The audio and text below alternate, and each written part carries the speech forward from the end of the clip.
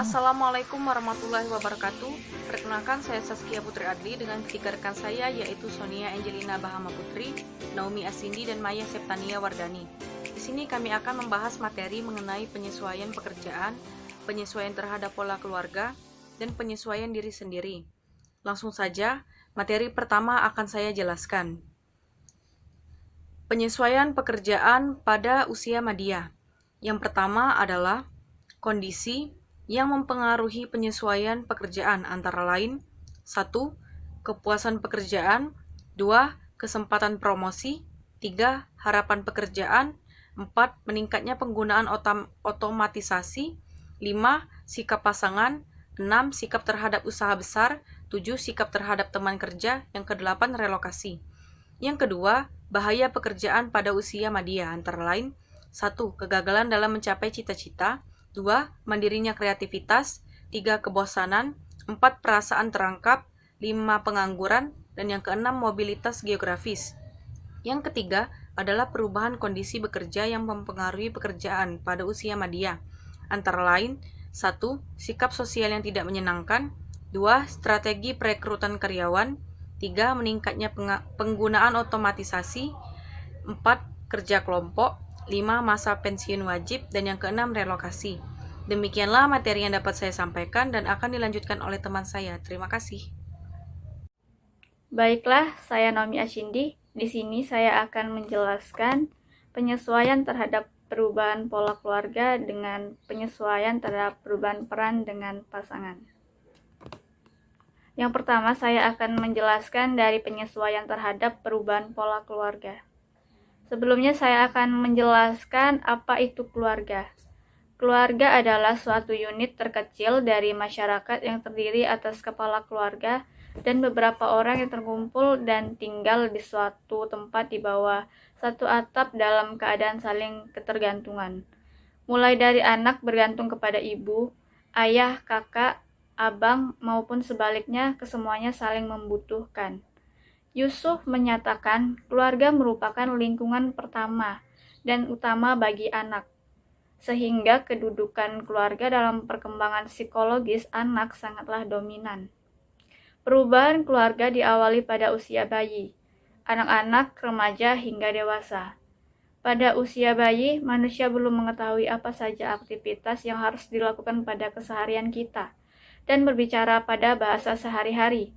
Dari usia bayi, manusia mulai beranjak menjadi anak-anak.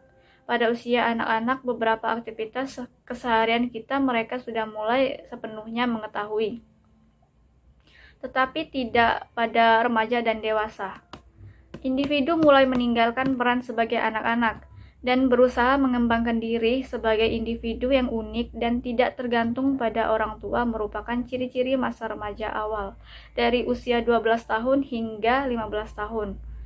Fokus dari tahap ini adalah penerimaan terhadap bentuk dan kondisi fisik serta adanya konformitas yang kuat dengan teman sebaya. Setelah usia belasan tahun, manusia mulai memasuki masa dewasa. Pada masa dewasa, manusia sudah mulai tahu bagaimana ia mengatur keuangan, menjaga keluarga, mematuhi peraturan, serta muncul rasa kemandirian, dan sebagainya. Pada usia dewasa pun manusia sudah bisa membangun keluarga baru, yaitu pernikahan. Setelah manusia menikah, manusia tidak dipandang usia dewasa, tetapi dipandang menjadi orang tua, sebagai suami maupun istri. Yang kedua, saya akan menjelaskan penyesuaian terhadap perubahan peran dengan pasangan. Banyak orang berpikiran bahwa masa pacaran adalah masa yang penting untuk lebih mengenal dan menyesuaikan diri dengan pasangan. Diri kita dan pasangan kita adalah orang yang berbeda, yang mungkin berasal dari latar belakang yang berbeda, seperti latar belakang suku, budaya, agama, status sosial, ekonomi, dan lain-lain. Semakin berbeda, maka akan semakin besar usaha kita untuk dapat menyesuaikan diri dengan pasangan. Dalam hubungan sepasang kekasih yang sudah menikah, sesibuk apapun Anda dengan urusan rumah, pekerjaan, dan anak, jangan sampai Anda melupakan peran Anda sebagai seorang kekasih dari pasangan hidup Anda.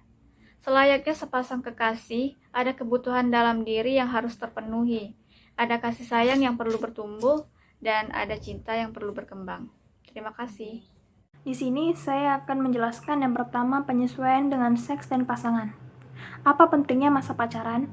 Banyak orang berpikiran bahwa masa pacaran adalah masa yang penting untuk lebih mengenal dan menyesuaikan diri dengan pasangan. Diri kita dan pasangan kita adalah orang yang berbeda. Orang yang mungkin berasal dari latar belakang yang berbeda, seperti latar belakang suku, budaya, agama, status sosial ekonomi, dan lain-lain. Semakin berbeda, maka akan semakin besar usaha kita untuk menyesuaikan diri dengan pasangan. Proses pengenalan dan penyesuaian diri sebaiknya dilakukan sebelum pernikahan dan lebih baik jika sudah belajar penyesuaian diri sejak pacaran. Penyesuaian diri ini lebih penting agar pasangan bisa lebih mengenal satu sama lain dan nantinya bisa beradaptasi dengan perbedaan yang ada. Dengan demikian, pasangan dapat menghindari konflik-konflik yang mungkin terjadi karena adanya perbedaan. Selanjutnya, saya akan menjelaskan tentang penyesuaian diri pada masa kakek nenek. Pada masa usia lanjut atau di atas 60 tahun, bersamaan dengan perubahan-perubahan atau kemunduran fisik maupun perubahan-perubahan psikis yang dia alami, individu usia lanjut perlu melakukan usaha-usaha penyesuaian baru. Usaha penyesuaian tersebut adalah 1. Menyesuaikan pada menurunnya kekuatan-kekuatan fisik dan kesehatan. 2. Menyesuaikan diri pada status pensiun dan menyesuaikan diri pada penghasilan yang berkurang. 3. Menyesuaikan diri pada kemungkinan kematian pasangan hidup. 4. Membina hubungan baru dengan sebaya atau sesama usia lanjut. 5. Memenuhi kewajiban-kewajiban sosial dalam lingkungannya. Dan yang terakhir, 6. Merancang dan menata suatu lingkungan atau fisik yang lebih menyenangkan. Perkenalkan, saya Maya Septania Wardani. Saya akan menjelaskan materi penyesuaian diri dengan hidup sendiri. Kebanyakan pria dan wanita telah menyesuaikan diri sebagai single dan selalu bahagia dengan pola hidup yang telah ia bangun bagi dirinya sendiri. Pada umumnya, wanita cukup realis untuk mengetahui bahwa usia mereka lewat 40, kesempatan mereka untuk menikah akan semakin kecil. Sedangkan pria yang lajang pada usia madya pertimbangan sosial, mereka lebih beruntung dan mereka tahu bahwa mereka dapat menikah kapan saja mereka mau. Apalagi jika mereka mempunyai aspirasi yang tinggi untuk berhasil dalam karir. Akan lebih senang mempersembahkan waktu dan tenaganya untuk terus bekerja demi kemajuannya. Selama perkawinan, mereka beranggapan bahwa perkawinan justru banyak menimbulkan masalah, baik pria maupun wanita usia tengah baya. Mereka memilih tetap membujang pada usia tersebut.